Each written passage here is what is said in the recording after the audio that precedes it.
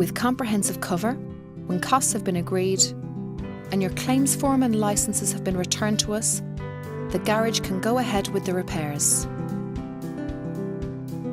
They will let you know when the repairs will be completed.